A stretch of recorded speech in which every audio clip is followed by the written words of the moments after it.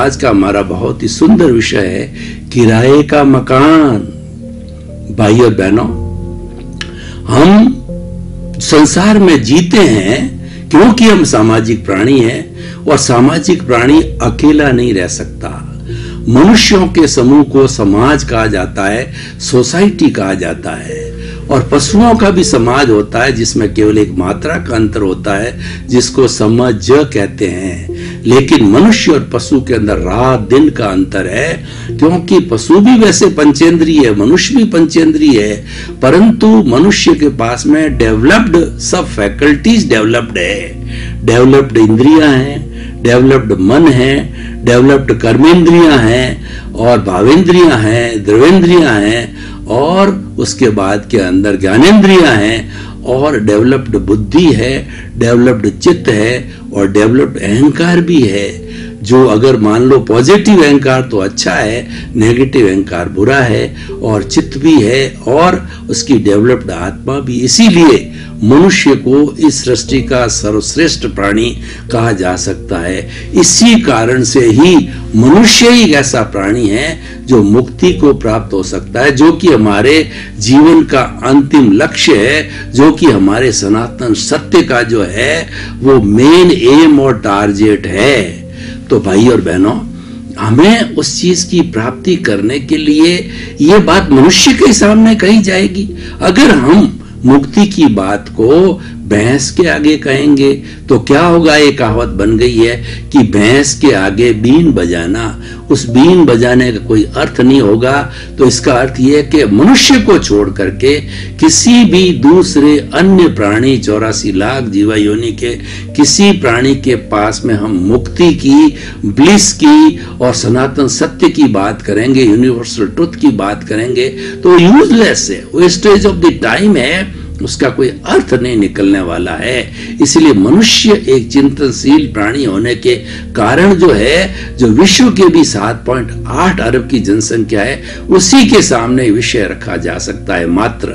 तो हम सामाजिक प्राणी हैं, और पक्षियों का भी समाज होता है। देखिए, आपने कभी देखा होगा हमारे हिंदुस्तान में अभयारण्यों के अंदर सर्दी के समय के अंदर कुरजां वगैरह है, वो दूसरे पक्षी आते हैं, जैसे भरतपुर का अभयारण्य है, ताल छापर का अभयारण्य, और भी बहुत सी जगह है। तो वो सब एक लाइन के अंदर चलते हैं, वो एक लाइन बना करके चलते हैं। तो वो लाइन उनका समाज है। समाज हमें सुरक्षा देता है, समाज जो हमें ख्याति देता है, समाज हमें पहचान देता है, समाज में हम कार्य करते हैं, समाज में हम पैदा होते हैं और समाज में विलीन होते हैं। यानी मनुष्य का मूल्यांकन करने वाला सब कुछ समाज ही है। अब देखिए कि व्यक्तियों के समूह को समाज कहते हैं। तो एक व्यक्ति है, वो व्यक्ति से परिवार बनता है। तो जो है कुछ सदस्यों के जो समूह को परिवार कहा जाता है। परिवार रहता कहाँ है? परिवार घर में रहता है। क्योंकि देखिए, हम लोग गृहस्थी हैं। गृहस्थी और सन्यासी में बड़ा फर्क होता है। सन्यासी हमारे बीच में से ही जाते हैं जिनका की चारित्र मोहनीय का क्षोभ सम होता है। पूर्व जन्म में सन्यासी जिसने प्रतिष्ठा कर रखी होती है और सन्यासी का भाग्योदय होता है, ऐसे सन्यासी तो बिरले ही होते हैं। पूरी जनसंख्या का 0.01% भी सन्यासी नहीं बनते। बड़े भाग्यशाली होते हैं वो परमार्थी होते हैं, और वो परमात्मा बनने की प्रक्रिया में जाते हैं, और वो फास्ट मुक्ति की ओर चलने वाले होते हैं, क्योंकि वो परमार्थ की चेतना में काम करते हैं। तो जो सन्यासी होता है, उसके घर नहीं होता, उसकी रसोई नहीं होती, उसके संबंध नहीं होता है। अगर सन्यासी के सामने उसके माता पिता भी खड़े हो जाए, वो परिचय दे किसी को, तो ये कहेगा ये मेरे संसार पक्षीय माता है, ये संसार पक्षीय पिता है, ये परिचय देगा। क्योंकि वो तो सन्यासी बनते ही वसुधैव कुटुंबकम का सदस्य बन गया।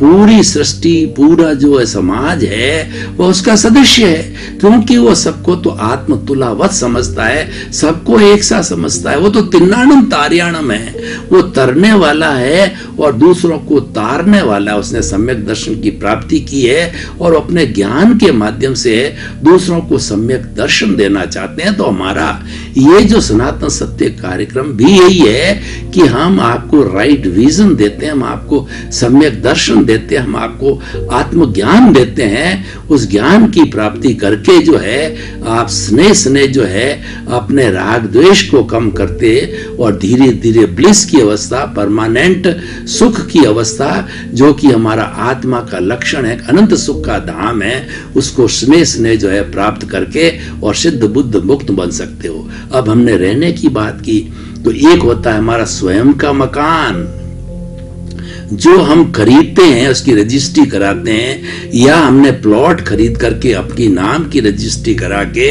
और हम उसके मालिक बन जाते हैं, तो वो खुद का मकान होता है। वह खुद का मकान कोई भी हमें खाली नहीं करा सकता, हम उसके स्वामी बन जाते हैं, तो वह खुद का मकान होता है। और किसी की इतनी बड़ी इनकम नहीं होती आर्थिक दृष्टि से वो खुद का प्लॉट ले ले, खुद का मकान ले ले, या बना बनाया बंगला जो है वो टीनामेंट्स के अंदर, या जो आपके आजकल बहुत सी कॉलोनियां बनी उसमें खरीद ले, ऐसी उसके पास व्यवस्था न होती है, तो वो किराए का मकान लेता है।